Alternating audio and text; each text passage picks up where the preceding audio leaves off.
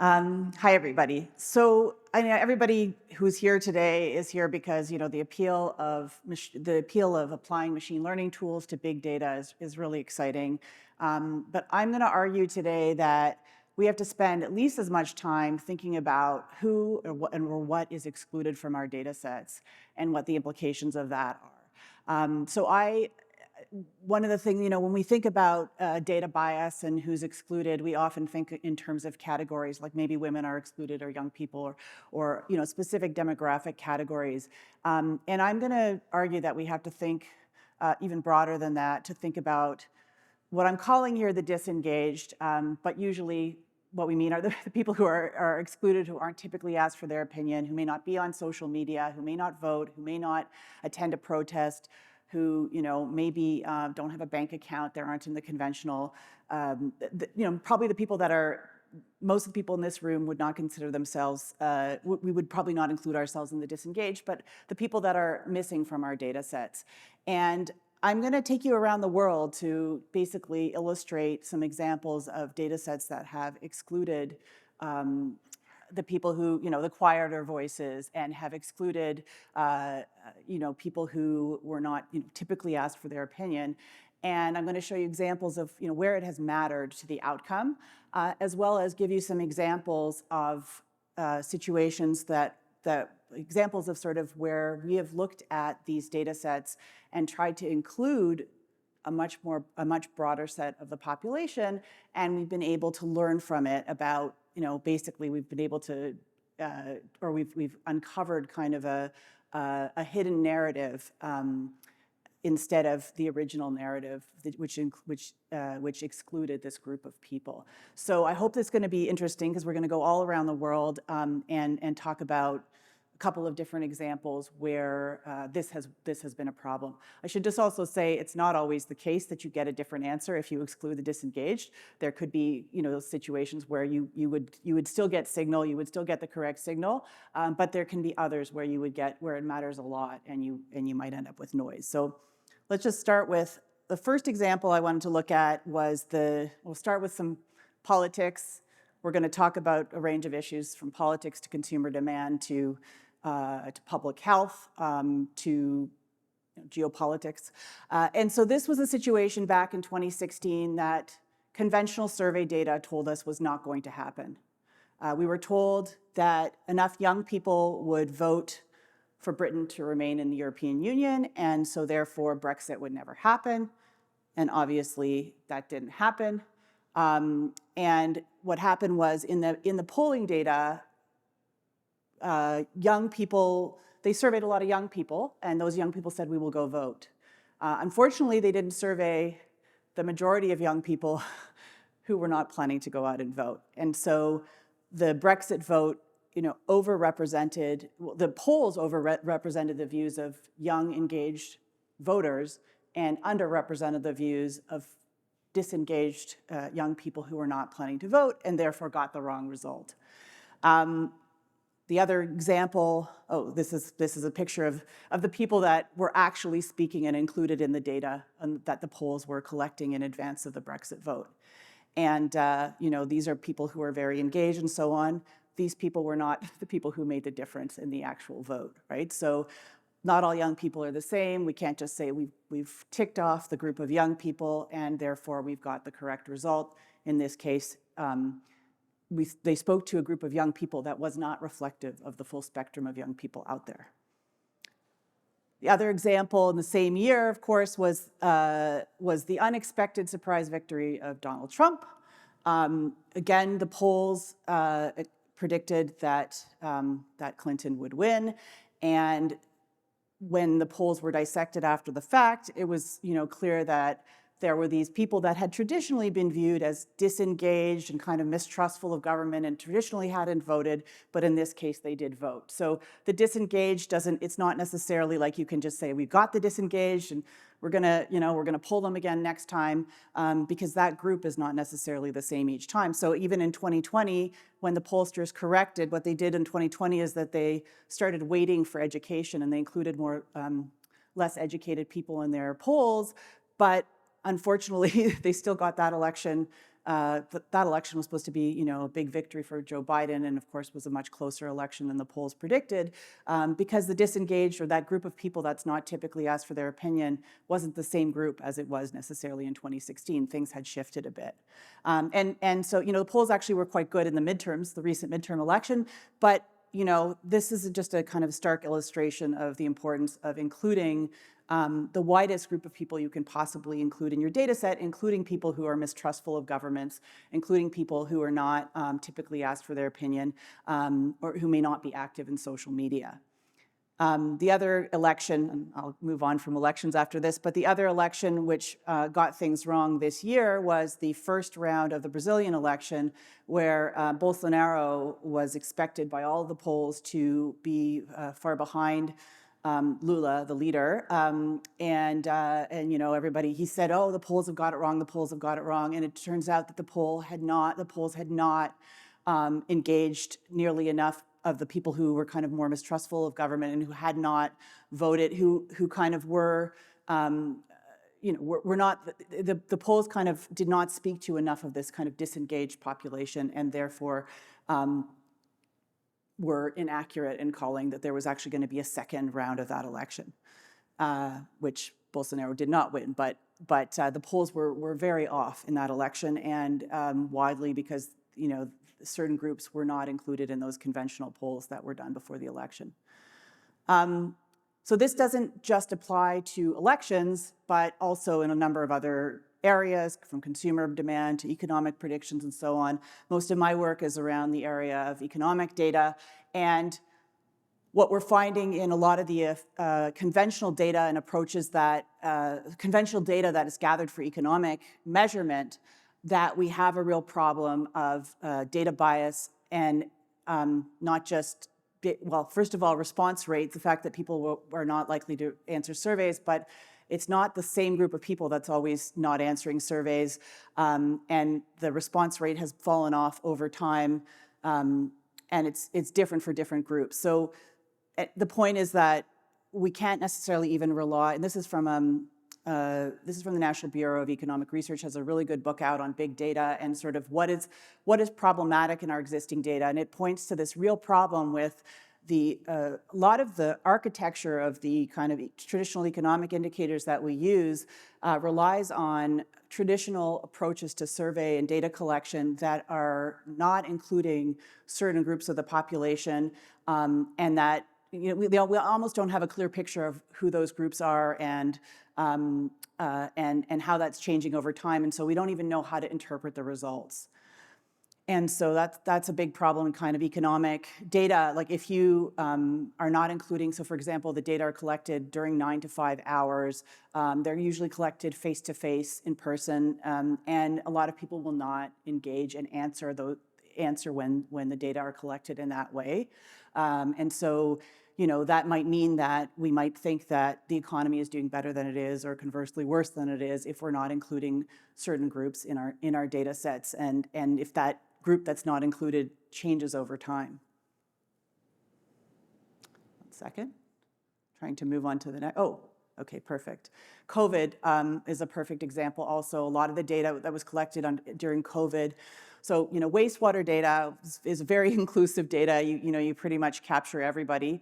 But a lot of the other data, for example, testing data, who's likely to get tested, there's certain groups of the population that you most want to get access to be able to model the trajectory of the disease, are those who are maybe least likely to get tested and contribute to testing data. Same thing with survey data. You're more likely, using traditional survey approaches, you're more likely to exclude people who are mistrustful of government, who are less likely to mask, less likely to social distance, less likely to get vaccinated, and so on. So that was a real challenge for researchers looking at the pandemic. And then social media data. We're collecting billions of data points on a daily basis in social media data, but social media data excludes vastly more people than it includes, and so can often lead researchers astray. So how do we include the disengaged, and what do we learn when we do include the disengaged? And so I'm going to tell you a little bit about some things that we're doing to try to access these populations and to say that, it's no longer okay to say, well, we did our best, we used some of our traditional techniques, and we got people who ticked off certain demographic categories. We now have ways and methods that we can include people that have traditionally not been included, that maybe wouldn't sit there all day and click on surveys. And when we do that, we can learn things that we may not. We might learn that we were doing something that our conclusions were wrong, or we might reinforce our conclusions. So here's what we're doing. We're basically trying, so at the company I work for, RIWI, we are using an approach to try to basically access anyone, to be able to basically go out and sort of work from the full online population. And so what we do is, if you're surfing online and you might encounter an error message, either you're on your phone or you're on your, a desktop or laptop computer, and you might encounter an error message. And that error message, there's a web domain, there's a URL associated with that error message, and there's hundreds and thousands of these domains that are out there. So there's the domains there's torontomachineLearning.com. We're not on torontomachineLearning.com. We're not on Facebook.com. What we're doing is we're trying to access the long tail of web domains that are parked domains, like you would see if you would get an error message, but inactive domains. And we're doing that so we can get access to the widest, most diverse group of people in the population. This is one of the different mechanisms we're using. We're using a variety of them, but basically the idea is, let's try to access as diverse a set of respondents as we can get access to, and we're using machine learning algorithms to try to optimize that process so that we could get access to the most diverse set of respondents anywhere in the world. And we're doing this in every country of the world except for North Korea right now. So don't ask me any questions about North Korean sentiment. But we're doing it in places where it is very, very difficult to access human sentiment, and where it's very difficult to access reliable sentiment. So this is what it looks like when people answer. This is on your desktop. Instead of seeing that error message, they would see this, or if they're on a smartphone. And we employ a lot of design techniques that are, again, with this goal of trying to access the disengaged. So it has to be, you have to be able to do it so that people with low bandwidth are able to access it, low literacy levels are able to access it, that it's very quick and easy to use, that the question design is simple and easy. We also do not collect, this is, I think, quite novel, but we do not collect any personal identifiers. So at all, like from the respondent perspective or from the researcher perspective, there is no personally identifiable information. So we're trying to reduce the, again, keep it as inclusive as possible and make sure that people are not, that they're not kind of, excluded from the respondents because they're worried about their personally identifiable information being attached to their opinion. The other thing we're doing is we're collecting the data around the clock. So again, a lot of traditional data collection techniques are being, kind of operating during work hours, which doesn't really make sense.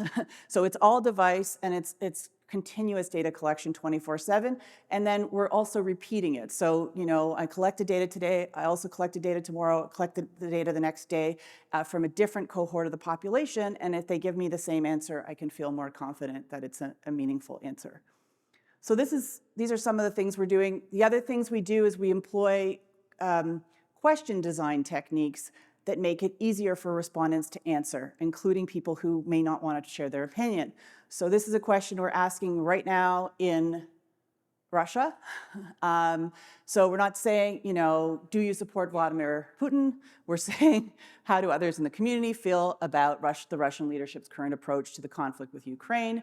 A lot easier to answer that question. Still difficult to answer that question if you might get arrested if you answer it, if you, in places where there's real consequences to actually sharing your true opinion if it doesn't agree with, the authoritarian leader's opinion as well. Here's another question. Which party do you think will win your state in the upcoming election? This is the question we used to predict that Trump would win in 2016. This was more predictive than asking who will you vote for. And then here's another question. Are the protests, so this is what we're asking right now in Iran, and starting in a couple of hours, I'll be asking the same question in China. Are the protests getting stronger or weaker? Do most people in your community support or oppose the protests? We're not asking people, do you support the protests, which is a much more difficult question for people to answer. We really want to understand what is truly happening. We want to make sure we're including the largest group of, the most diverse, broadest group of people we can get access to. So these are some of the things that we're tracking right now, and some of the ideas, some of the mechanisms we're using to kind of make sure we're including the broadest set of opinion, including from people who don't typically get asked their opinion. So what happens when we do this? Okay. So when we employ all this range of techniques that I mentioned, it's anonymous, it's 24/7, it's reaching out to these people who are, trying to get access to the broadest group of people in the online population on any device. What we find is in green there, we're trying to show kind of the fresh respondents, the people that are not typically included in other opinion data. So when was the last time you answered survey questions? In India, you can see that in India and Nigeria, we have more people who tell us they've never answered survey questions. I mean, I don't know if that's really true that they've never answered survey questions, but the idea is they're not the kind of people that are sitting there all day clicking on surveys. They are this different group of people that's not, we can call them disengaged, but they actually answered our survey questions. So we know that it's possible to hear from this group. And in the US, so the US is there at the, you can see that more people have answered survey questions in the US, but still we're getting, more than 25% of people are saying that they haven't answered survey questions. And the answer, when we look at the Canadian data, it looks very similar to what we're seeing here from the US. So we're able to access this different group of people that are, typically not included in other conventional approaches to data collection. And the other thing is that even though we're getting access to people who maybe have different profiles than conventional survey data, we're still getting data that's representative of the population. So this is the correlation between the data in the study this was a study we ran on COVID for the Centers for Disease Control in the US. And you can see that we were able to capture people who were not typically asked for their opinion, more mistrustful of government and so on, but the data did line up state by state with the census data. So we're able to get traditionally representative data like this, but it's still capturing this different cohort in the population. Okay, so back to Brexit. So we worked with some academic researchers, and what they did is they compared the Brexit data to before Brexit was before the referendum, to kind of a face-to-face data collection method that's sort of a gold standard in the UK. And they said, oh, look, the turnout for young people is far too high in that data set. But the method that we are employing to try to get access to this broader population naturally contacts politically disengaged young people. Okay, and it tells us, the Remain side and Brexit should worry, because we now learn that most of these young people are not going to vote. So, and the same thing.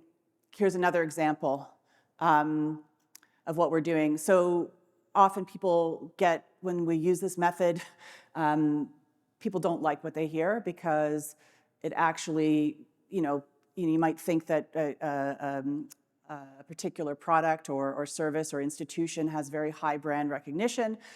In this case, we're looking at the brand recognition, I guess, of Vladimir Putin and Zelensky. And what we find is that 96% of people in the Ukraine, according to conventional polls, support Zelensky. In our data set, it's more like 60%. Same thing with Putin, consistent 80% support for Putin, but in our data set, it's closer to 40%. Now, and we do it repeat it on a daily basis. You can see that support for Zelensky went up since Russian mobilization, and same thing with Putin, it went down a little bit.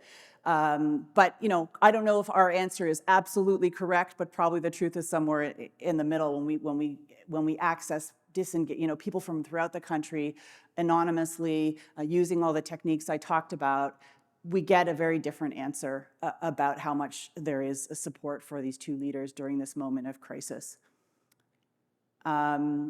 This is an example where conventional data during the China-US trade war, conventional data said Chinese are dropping their iPhones, they're buying Huawei in favor of Huawei devices because there's this boycott during the trade war. A lot of people said, that China sales are going to be cut in half by Apple. When we applied this approach, we actually found a very different answer, which was subsequently confirmed by the actual sales, that Huawei was gaining market share, but it was at the expense of other Chinese brands, not largely at the expense of Apple. So this is just another example.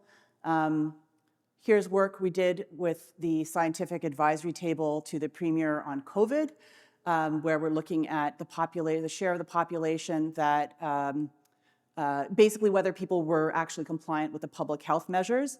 And you can see that there's a significant share of the population that was never compliant, which we were able to, again, access using this technique. But there's also this group in the middle that was compliant and then all of a sudden stopped compliant. That was really important to decision makers for their modeling to be able to understand where the outbreaks were going to happen. This is data that's coming out later this week on layoffs in the US, trying to predict a recession pivot point. Again, we're including people who are, you can see there that actually all the tech layoffs that are reported in the news and on job posting sites and so on are not showing any kind of change in our data set. But in the last couple of weeks, we did see a significant increase or notable increase in the share of people who have been laid off, reporting layoffs around them. So because we're trying to get access to this diverse group of people across all kinds of industries and sectors and, who may not be answering government polls. So that's coming out. If you want more about this, I'm going to have the latest data published later this week on that. And here, the last thing I'll just mention is that we are collecting data on protests in both Iran and China and asking people, are there protests in your city? Again, we don't want to just look at populations that are, there's the people that are on social media reporting these things. We want to know if the data that's on social media is actually reflective of what the general population, of what those quieter people who are not showing up to protests actually think. And when we ask, if people support the protests, what we're finding now is there's quite a bit, much more support amongst the general population for the protests in Iran than there has been in any previous protest that we've measured. And I'll also have a better gauge of what's happening in China, hopefully within the next week, of whether that is, again, something we're just seeing at the amongst certain parts of the population, or reflects sort of what's happening in the quieter groups amongst the population throughout that country. So I hope this just gave you, a couple examples of the different ways that we can now engage the disengaged and what we learn from them, and that, if we don't think about who is left out of our data set, and if we don't think beyond sort of certain demographic categories to try to get access to the broadest group of people we can get access to, then we risk getting things wrong, and that there's a possibility of actually employing a range of techniques. I just talked about a couple here, but how we can access these groups and make sure that we're bringing them into our data sets for decision making. So I'd be happy to share anything more on any of the topics that I raised if anybody wants to contact me, and take any questions if there are any questions or comments.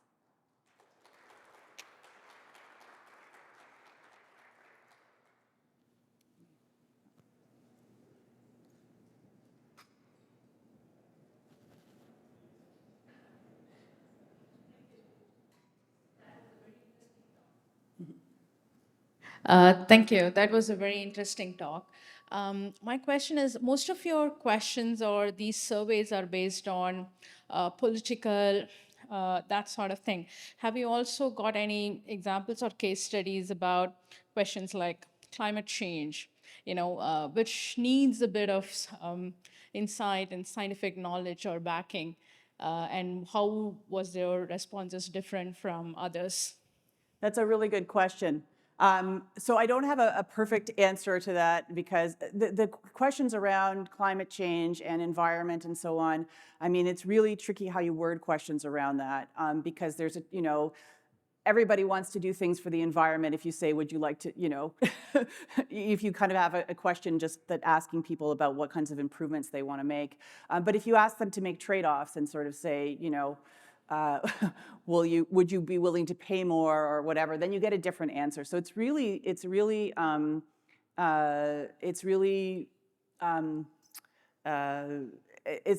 bit tricky to ask those kinds of questions which involve trade-offs.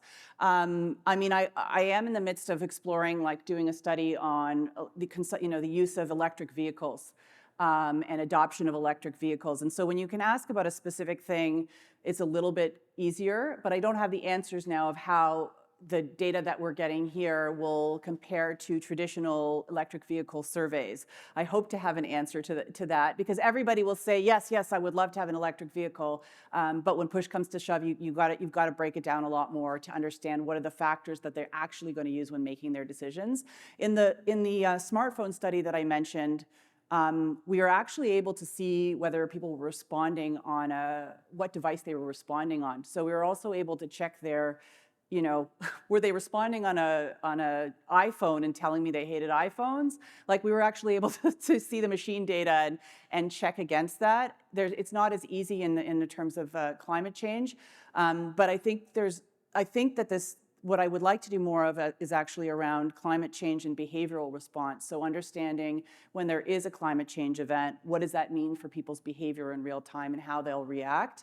And I think you could get really good data and interesting data on how people might react to that. But I would love to talk further about any interesting applications you think we could use. Thank you. Interesting perspective. One assumption or maybe one limitation that I personally observe is that there is an assumption that every participant in your survey would have access to internet. Yes. And personal computer or smartphone. So have you ever considered using public facilities like a cab or a bus interface or supermarket where people can go and vote? Simple questions like the one that you had, female, 14, whatever, on that screen. So yeah. Have you considered that? And the second thing where the machine learning comes into picture, have you explored other data sets that can somehow give you some, so the data set that are, for example, for churning out from a telecommunication company during a certain period of time, and then relate that to presidential election. So they may not necessarily explain directly, but they can be considered. So a few years ago, a group of researchers worked with some of my students at the University of Toronto on a research where they had a game where people were playing the game and answering some silly questions like, for example, are you laughing loud in a bus if certain things come to your mind? And people would say yes or no. And they were trying to build clustering models or machine learning models to attribute them to certain gender or age group or something like that. Have you considered those use cases? Because it's important for us to have a bigger picture of what the real sentiment is, whether it is Iran or Ukraine or whatever topic. But that limitation of accessibility, especially in rural areas, in underprivileged communities, is going to further bias your data. Of course, yes. So absolutely. The big bias of this approach is that you're excluding anybody that is not in the online, that is not online. So what we're trying to do is get access to the richest possible data set we can get within the online community. But could that be supplemented with all kinds of other mechanisms? Yes, and actually we're exploring all the different ways people, we are actually exploring that in terms of our company and our progress of what are the different ways we can get access to this much more diverse group of respondents. We also do a lot of mixed methods work where, for example, I didn't show you this, but we just completed some work with a UN agency in Ukraine where using using phone technology, we basically did a combination of phone surveys and web surveys, and we're able to, there's some places in Ukraine you cannot access via phone survey because people will not answer, and so that's where we used our technology to fill in those gaps, but they're filling in the gaps we can't fill with some of the phone surveys. So I think, all of your, I think that absolutely we need to explore all the different kinds of ways we can access those populations.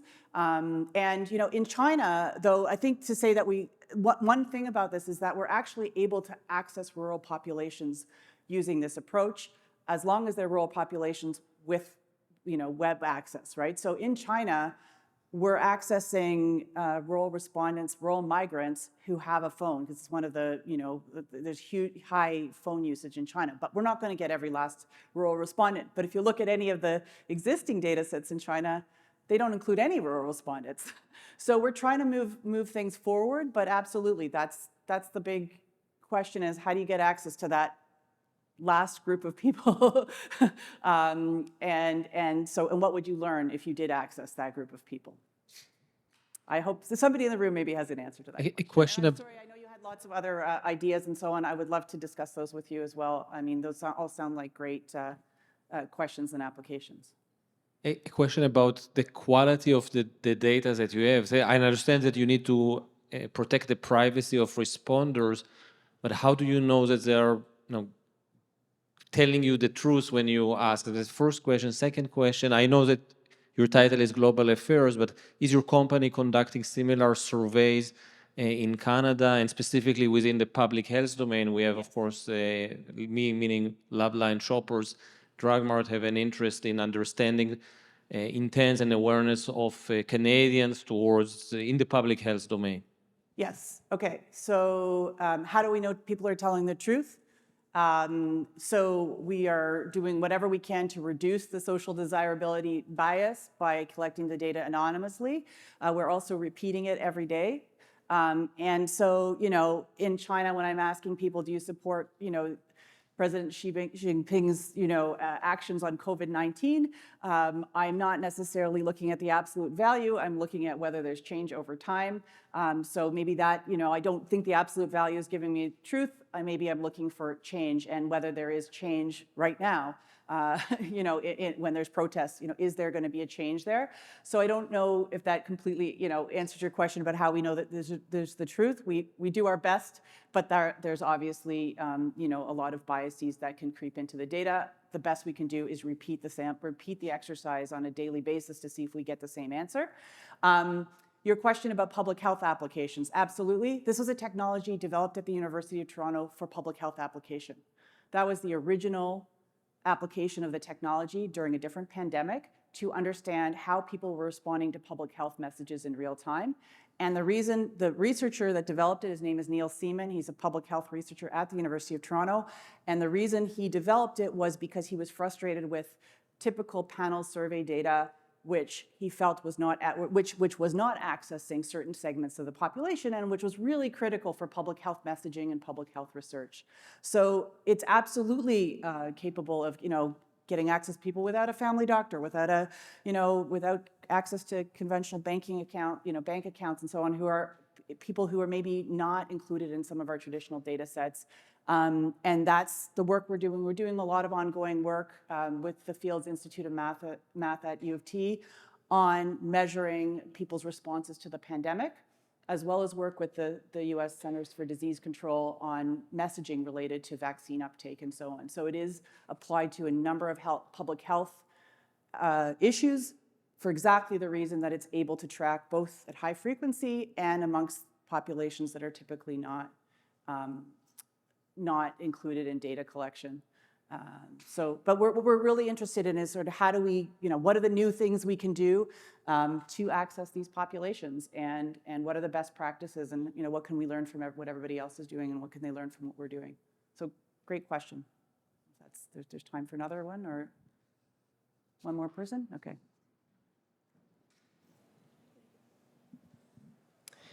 I'll try to be quick on this one.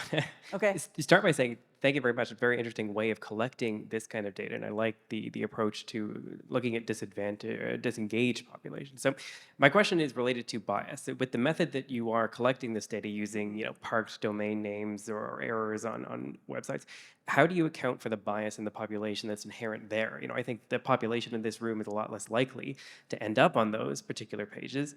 And then my second part to that question is that how are you verifying or validating that the population you're getting there does not, in fact, overlap with the population you're saying is engaged as opposed to the disengaged population?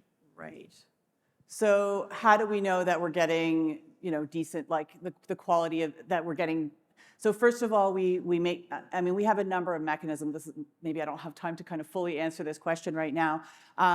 But we have a number of mechanisms to make sure that, the data quality, like that we are getting access to, first of all, real people, no repeat respondents, and that they match, that they do match demographic categories that kind of line up with who we expect to see in the population according to census. And then we also ask them all kinds of questions that we can then compare to other validated measures. So for example, in the work we did with the CDC, we asked them if they were vaccinated, and the vaccination rate that we got lined up with the official vaccination rate. So we continuously do those kinds of exercises to see if it is lining up indeed with external measures, is the kind of short answer to the question, but I'd be happy to discuss it. And your second question was, can you repeat your second question? Yeah, my second question was essentially that how can you be sure, is there a way of validating that the population you're getting here, you're trying to access the disengaged population, right? Okay. How can you verify that who you're getting is in fact not a portion of the engaged population that you already have? So we're trying to capture both. Right? Like we want to capture general population sentiment. I mean, depending on the research question, right? But let's say we want to capture both.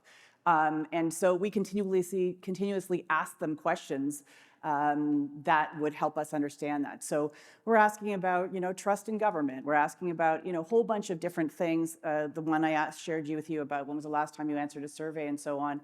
And so, we're really, we're trying to look at the broadest, trying to get access to the broadest set of opinion we can get access to. When I asked that survey question, when was the last time you answered a survey? I'm getting the same answer every day. Like 60% of the Chinese population every day is telling me that they've not answered a survey ever. And I'm talking to a different random cohort each time. So that's how I can confirm it. Is it perfect? Probably not. But those mechanisms, and if anybody has any advice about other ways we could do that, I would love to hear what it is. Maybe you have some advice on that. Thank you very much.